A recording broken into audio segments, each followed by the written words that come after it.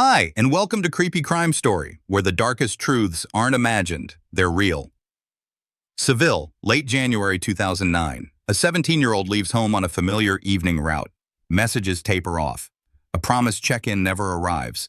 What begins as a routine welfare call hardens into a missing person case when friends can't establish her last face-to-face and her phone activity goes quiet. Officers start with proximity and time. They isolate the window between the final text and the first unanswered call, then build outward. People who expected to see her, people who actually did, and places tied to her daily pattern.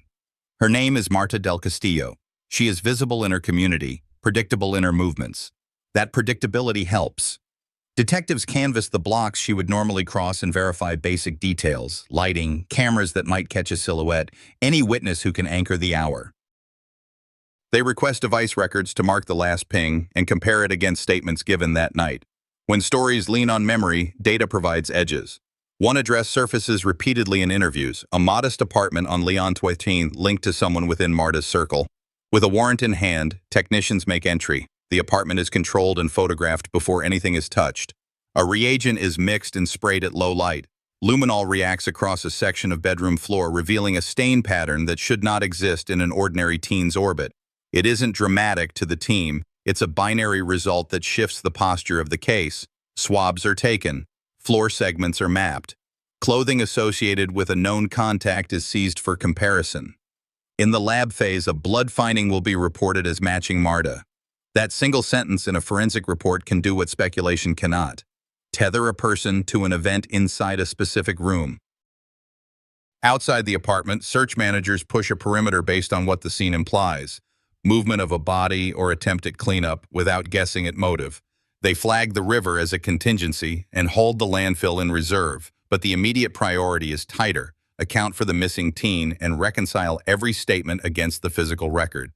When a timeline appears too neat, investigators treat neatness as a signal. They re-interview, compare call durations, and test whether claimed locations pair with any camera or device trace. For the family, the first day is a blunt instrument. Procedure doesn't soften that, but procedure is how a chaotic story gets forced into shape. You start at the last known point and you don't wander. In this case, the last known point is a bedroom where chemistry says yes. The rest will stand or fall against that floor, those swabs, and the timestamps no one can talk away. The first useful filter in any disappearance is access, not rumors, not theories. Who realistically could intersect the victim's path in the narrow window when contact stops. For Marta del Castillo, that window sits late on a January night in Seville, bounded by her last outgoing message and the first call that goes unanswered. Detectives freeze that span and map only what can be shown: who expected to see her, who actually did, and which addresses were part of her normal orbit. They start with routine, not drama. Class hours and transit habits are logged so investigators know what ordinary looks like. Friends identify the addresses where Marta was comfortable dropping by. Each place is ranked by proximity and frequency. From there, the team pulls device records to lock real-time against human memory, outgoing and incoming calls, message timestamps, and whether any data sessions occurred after the last confirmed contact. It's not a personality sketch, it's a traffic study. If a statement claims she was headed one direction, but the phone never hands off to a tower that would support that path, the route is reconsidered. If a contact says they didn't expect to see her, but their device pings near a location tied to her routine, that person is moved forward in the queue for re-interview. Building access also means identifying who controlled spaces in her world. Investigators document who had keys, who shared rooms, and who could enter without notice. That is where one modest apartment on Leon 13 becomes relevant, not as a theory, but as a physical location linked to her social circle. The team records who lived there, who visited, and who could open that door. They do the same for any other address that surfaces in interviews.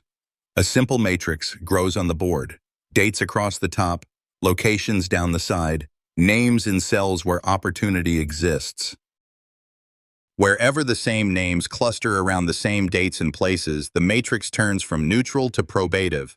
The work proceeds in concentric rings. Ring 1 is Marta's direct contacts in the 48 hours before she goes missing.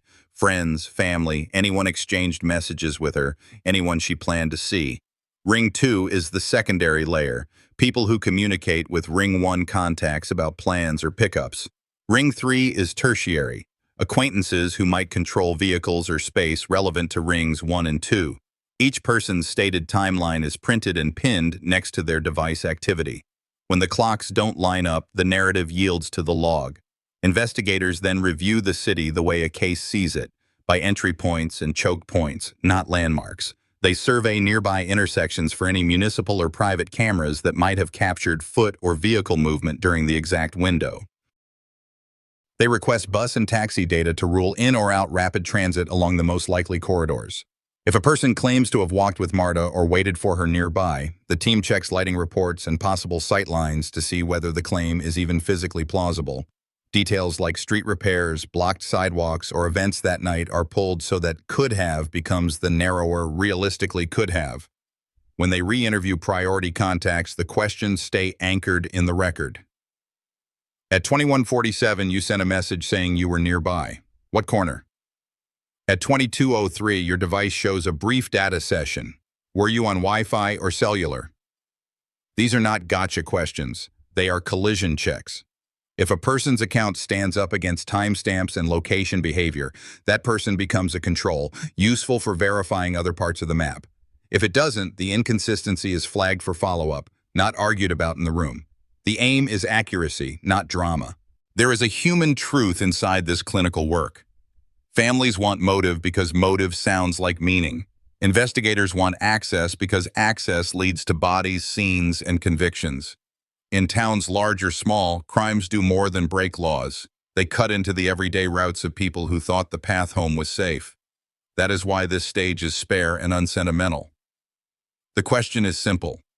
Who could physically have been with Marta when her communications stopped?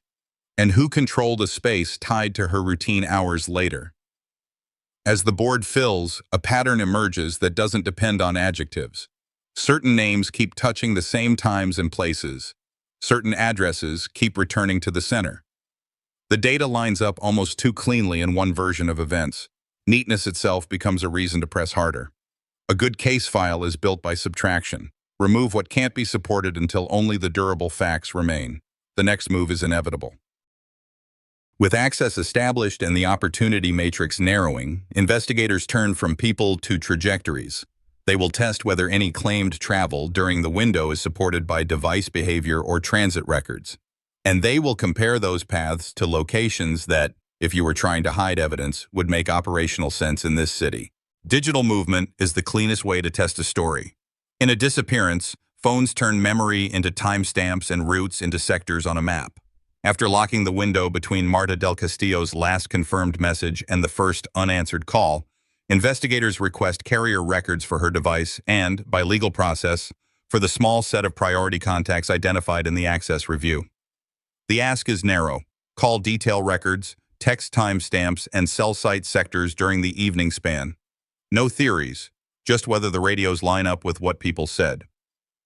Her phone shows ordinary behavior earlier in the day, routine messages, short calls, nothing that suggests planning for a long trip or a handoff.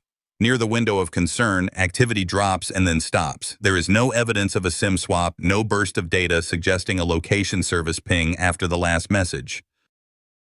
The carrier returns sector information that places the handset within a reasonable radius of her usual movements before it goes quiet. The path is short, the silence is abrupt. It is consistent with a timeline that narrowed in minutes, not hours. The team then compares those points with the stated movements of people in her circle. A contact who reports being across town shows device activity that does not fully support the distance claimed for the exact minute asserted. Another contact's handset pings near a corridor that intersects with Marta's routine, but only briefly. These are not conclusions. They are prompts for re-interview. When a person's account is anchored by tower sectors and clock time, investigators treat it as a control. When it is not, they don't fill in the gap with drama. They go back and ask for specifics a second time: corner, transport mode, and who can corroborate it. Transit checks follow. Night bus routes, taxi logs, and known pickup points inside the time window are reviewed. If someone says they rode a particular line at a particular stop, that stop is checked for any municipal or private camera the city kept in 2009, and the timing is weighed against schedules. The aim is to reduce the number of plausible paths to those that match both human accounts and infrastructure evidence. If a claimed walk would have passed two cameras that ran reliably and neither shows the pair, the path is downgraded. If a person claims to have been stationary while their device attaches to multiple sectors in a short span, the stationary claim is flagged for follow-up. The device audit includes power behavior. A sudden power off in the exact minute a person says they parted ways is recorded because it bears on opportunity. A battery dying is one possibility. A deliberate shutdown is another. The team does not declare which without a lab report on the handset, but it puts the time code next to the statement so the case file's spine stays straight. The same approach applies to contact attempts. Were there callbacks? Were there repeated messages? Or did outreach cease after the first miss? Patterns across victims and suspects often look different in that regard. Digital cross-reference also looks sideways at Wi-Fi associations where available. In 2009, not every building logged connections, but where a router did, a time-stamped association can place a device indoors when someone claims to have been outside. If a contact says they were nowhere near a specific apartment while their handset briefly associated with a known SSID, that discrepancy becomes the subject of a targeted, documented interview. Investigators avoid arguments in the room. They set the record and let the data sit next to the words. The working map that comes out of this stage is tighter than the one that started the week. It shows where Marta's phone likely was just before silence, and it shows which handsets traveled in ways consistent or inconsistent with the stories attached to them. One version of events lands almost too neatly in a line that happens to avoid every camera and every independent corroboration. That neatness is not treated as proof of deception, it is treated as a reason to check every alternative route that could produce the same footprint. The data aligned too cleanly. Sometimes that was the problem. Families watching cases like this often want motive, but digital movement answers a more basic question. Could the people named have been where they say they were, when they say they were there? In Seville, the reality is practical. Streets and bridges define choices. Taxis leave records. Even when a body has not been recovered, routes still leave residue. In cells, in routers, in schedules kept by drivers who do not know they are witnesses yet. That is the value here. It narrows the field without guesswork. With that field narrowed, investigators have a specific next step. Match these routes to places where a person trying to hide evidence might go in this city, given time, distance, and access. The river is noted, but not assumed. Waste transfer timing is noted, but not overweighed. The baseline remains the same from the start. Reconcile every movement claim against something that doesn't care who is speaking, the log. Entry is nothing without documentation. When the warrant opened the door on Leon the 13th, the team treated the bedroom as a controlled scene. Photo first, then measurements, then collection. The prior chemical sweep had already indicated a reactive area. What mattered now was pattern and provenance. Investigators laid a reference scale along baseboards, shot tight frames and wide frames, and sketched the room in a simple grid so every item could be recreated later without guesswork. Floors, bed frame, wall junctions, and door thresholds were marked. The objective was not interpretation, it was to capture the scene exactly once so the lab could speak without being told what to say. The floor showed a defined reactive zone that was mapped, not summarized. Technicians noted edges, directionality cues where they existed, and any interruptions that could suggest objects had been in place when biological material was deposited. Transfer candidates, doorknobs, light switches, drawer pulls were swabbed in sequence. Porous materials were packaged to prevent degradation. Anything that could shed fibers or carry trace was isolated from items that could receive them. It's routine work that decides trials months or years later. A sloppy seal or a mislabeled envelope can undo an otherwise strong case. Chain of custody was logged in the room, not back at the station. Each envelope and box was labeled with date, time, collector, location within the grid, and an evidence number that ties back to the sketch. Seal integrity was photographed at the moment of closure. The evidence officer signed each transfer as it happened. There was a reason for that pace. When investigators later compare statements to lab results, they need a chain that a defense cannot credibly attack. If the scene will be contested, the paperwork has to be bulletproof. Presumptive testing on site was constrained to prevent overhandling. Swabs taken from the floor and adjacent surfaces were set aside for lab confirmation. Items likely to harbor transfer were packaged intact. Clothing associated with a known contact previously seized during the initial entry moved in a separate stream to avoid cross-contamination risks. In lab sequencing, material believed to be the victim's is tested first in isolation. Only after a clean profile is established do analysts compare it to possible source items from others in the file. At the biology bench, analysts followed a standard path: screening for the presence of blood, confirmation that the blood was human, then DNA typing. Reports use cautious language because results carry weight. In this file, a lab report would state that a blood finding from the seized clothing was identified as Marta del Castillo's. The conclusion is narrow. This item bore her blood. It does not claim where, when, or how that blood was transferred. That distinction matters, and a good case keeps it clear for the audience and the court. Pattern work in the bedroom remained descriptive, not theatrical. Analysts documented size and placement of the reactive area, noted any voids, and compared those notes with fixed features like furniture legs and door swing. If a disturbance suggested movement after deposition, mopped arcs, diluted edges, those observations were logged for later comparison against cleaning products recovered at the address. Investigators avoid declaring what the pattern means in a narrative sense. They record what it shows: extent, distribution, and whether it is consistent with a significant biological event in that room. Every transfer path was considered. Footwear impressions were checked under oblique light.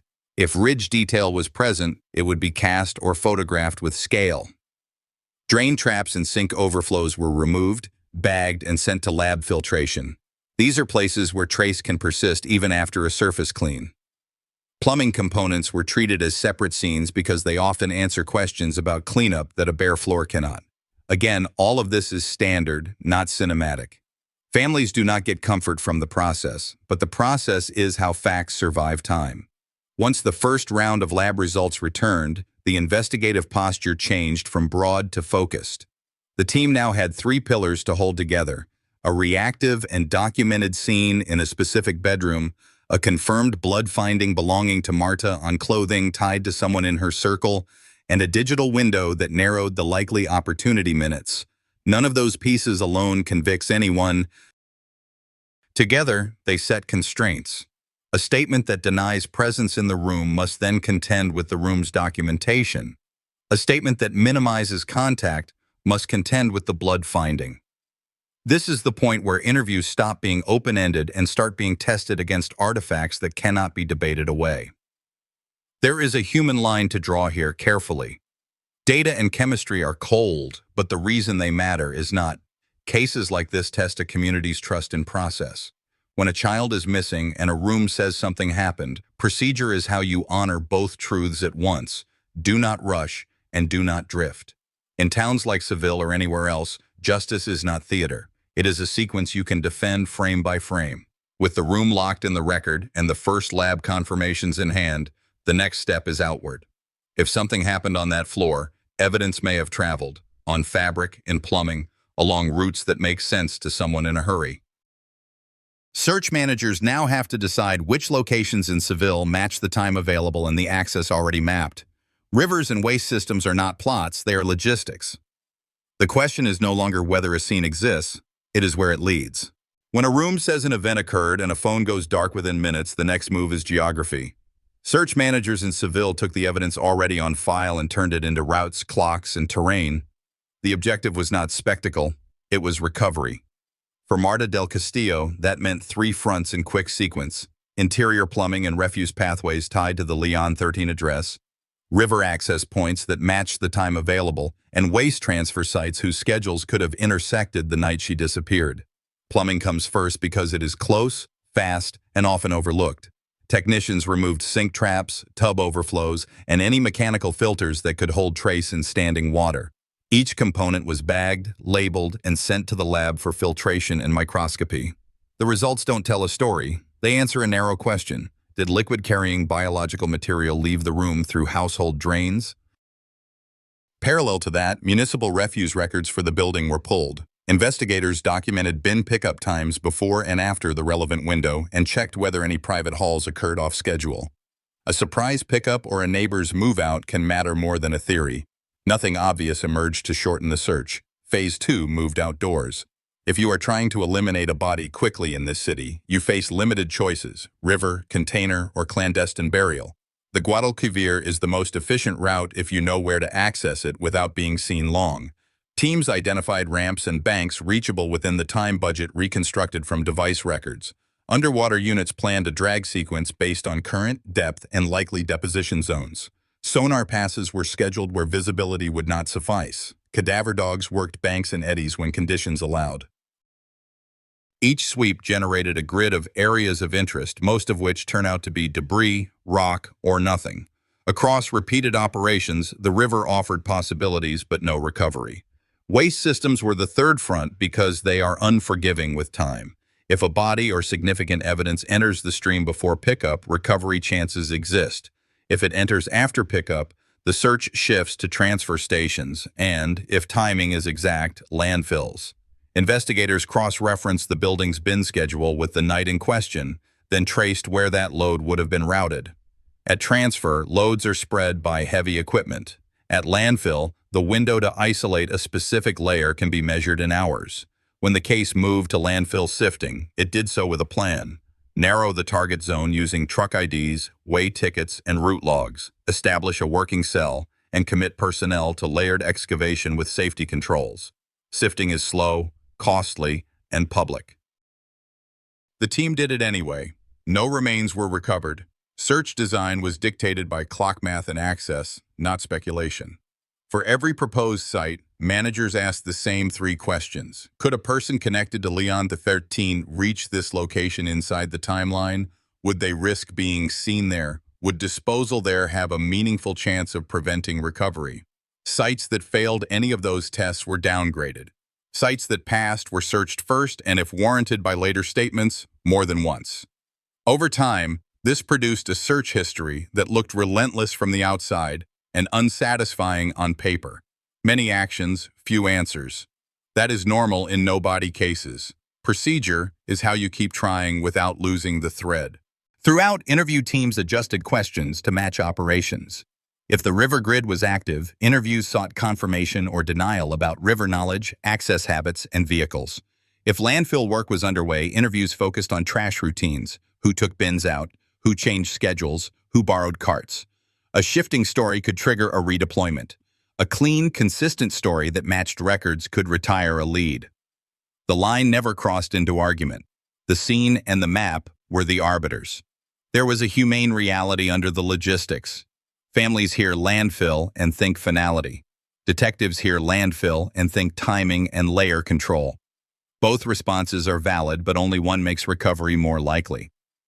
In towns large or small, murders aren't just crimes, they tear at the fabric of a quiet community.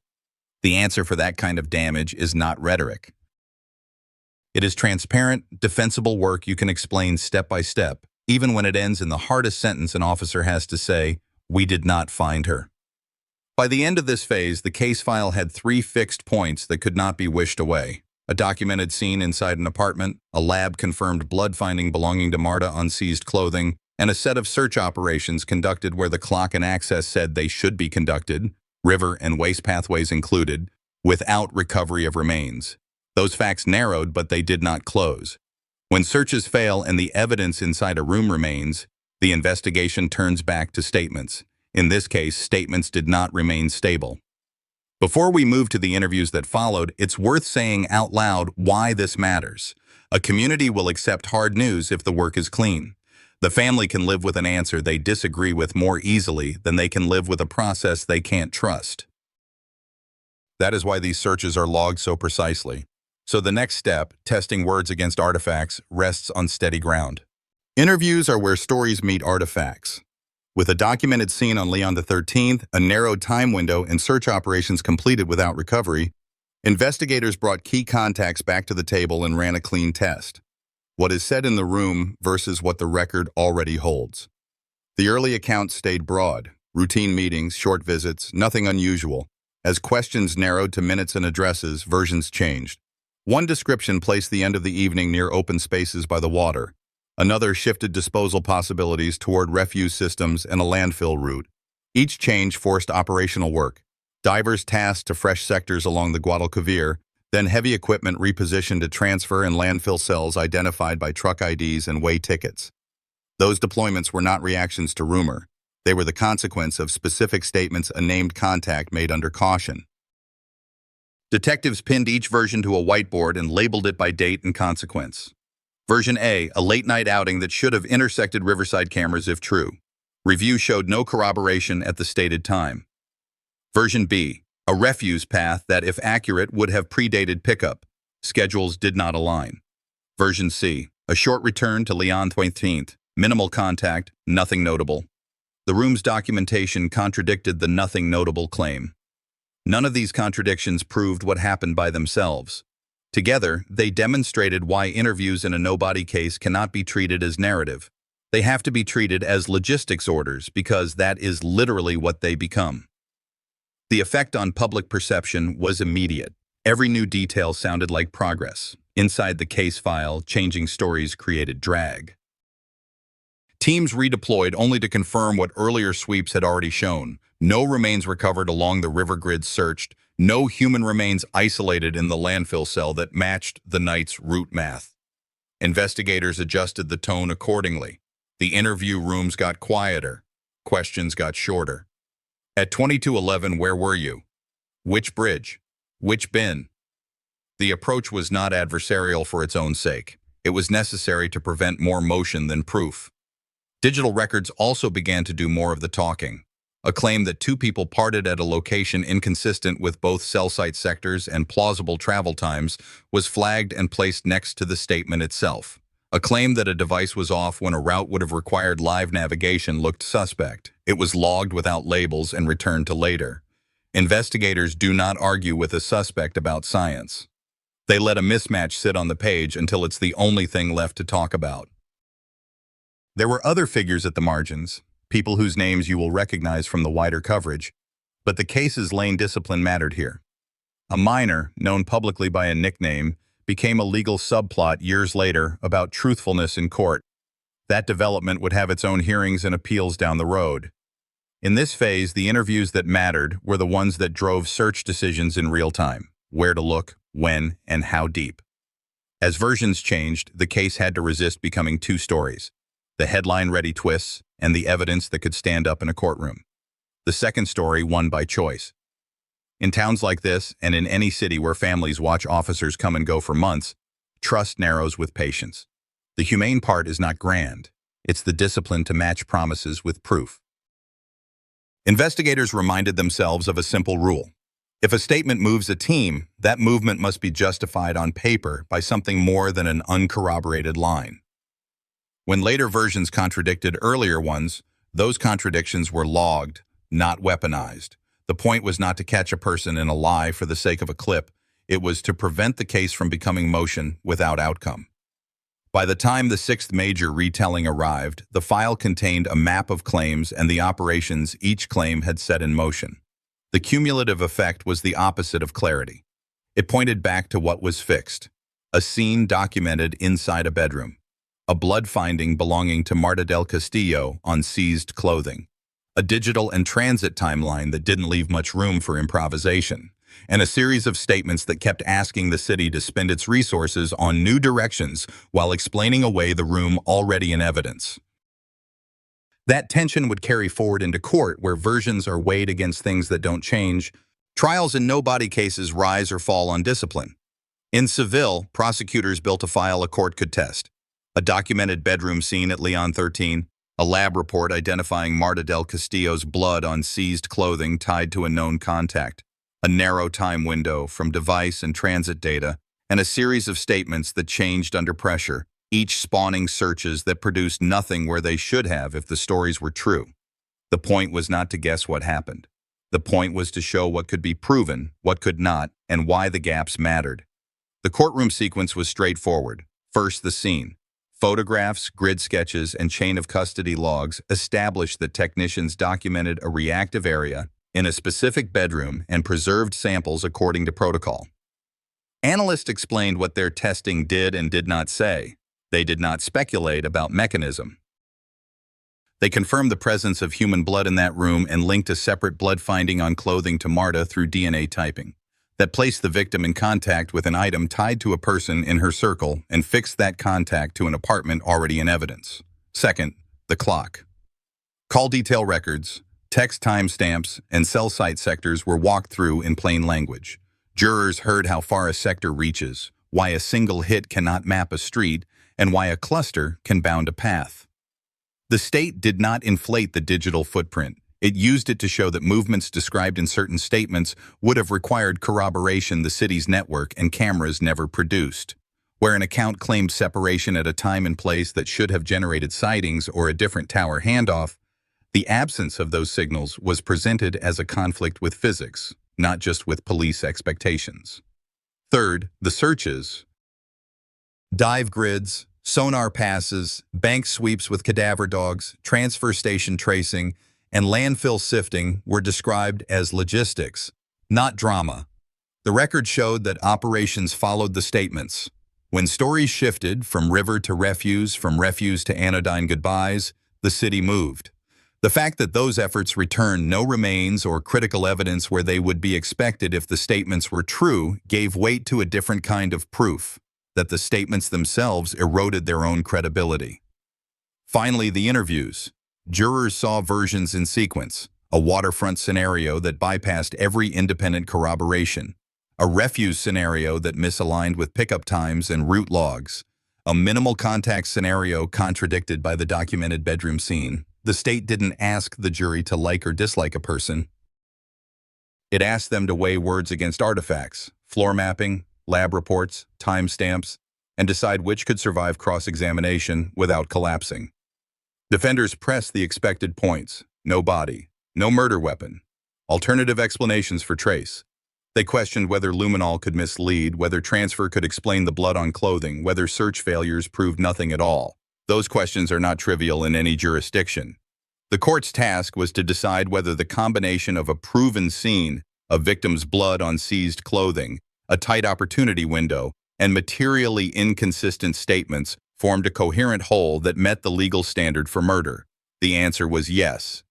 In 2012, a Seville court returned a guilty verdict for murder against Miguel Carcaño. Sentencing would be reported as approximately 21 years under Spanish law. The ruling did not claim to know where Marta's remains were. It did not inflate the science or the searches.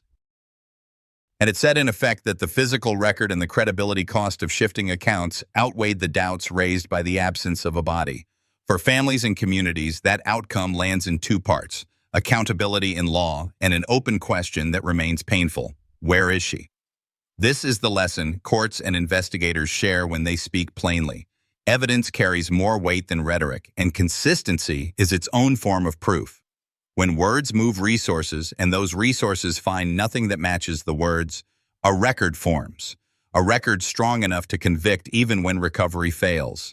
Justice and closure are not synonyms. One can arrive without the other. A strong record doesn't fade, it gets audited. After the 2012 verdict in Seville, the file on Marta del Castillo, 17, stayed open to targeted checks, not to rewrite facts, but to test for a recovery that never came. Investigators and outside analysts revisited narrow items, route assumptions inside the 2009 window, whether any overlooked camera or log could have caught movement, and if modern data retention might surface traces that didn't exist then. These were quiet, technical passes. None displaced the spine the court accepted. A documented scene at Leon the 13, a lab-confirmed blood finding belonging to Marta on seized clothing, a tight opportunity clock, and statements that shifted under pressure. Public attention surged in 2021 when a global documentary series reintroduced the case. The effect was useful. It condensed contradictions and reminded people how a no-body conviction can stand. Tips rose, but no new suspect emerged, and no second ending appeared. Agencies used the moment to restate what matters: how evidence was gathered, where searches occurred, and what kind of information would justify a new operation now. It wasn't theater, it was maintenance of trust.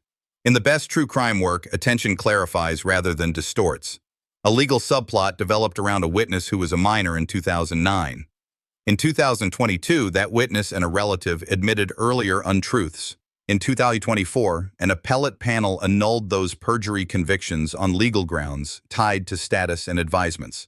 Headlines aside, the core case did not move.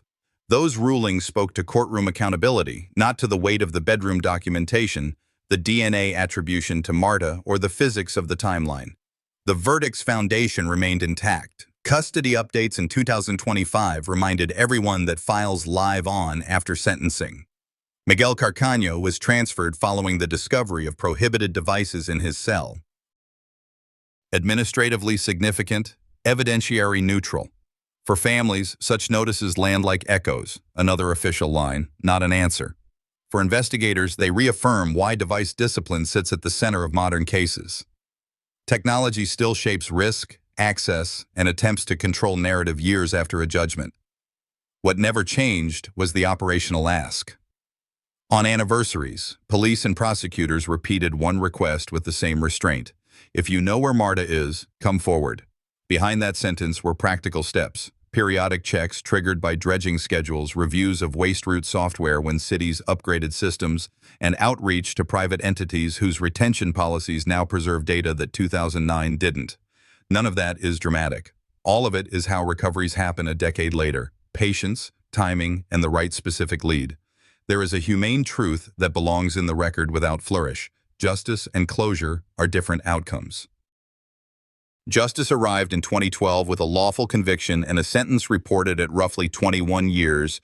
Closure, the return of a daughter, a place to grieve, has not. Communities can hold both ideas at once. The most respectful thing a story like this can do is stay accurate, avoid false hope, and keep one door open for the fact that finally changes the map. As of September 28, 2025, the status is singular and stable. The conviction stands. Marta's remains have not been recovered. Media cycles turned over. A witness subplot rose and fell. A custodial transfer made news. The core record endured because it was built to scene, lab, clock, and the credibility cost of shifting accounts. If one new truth can still matter, it's the kind that satisfies both law and love. A specific location, testable and real, that brings a family what they never stopped asking for. I'm leaving you with this. Justice and closure aren't twins. This case taught me to trust evidence over headlines, to report what you know, even if it feels small, and to protect the dignity of victims by resisting rumor. If you were in Seville that night, which lane would you press first today? Water, waste, or a place once overlooked? Drop your take and tell me where you're watching from. If this didn't work for you, say why and how you found it. Your feedback makes the next story stronger. If this video moved you, please subscribe to the channel so you won't miss what comes next.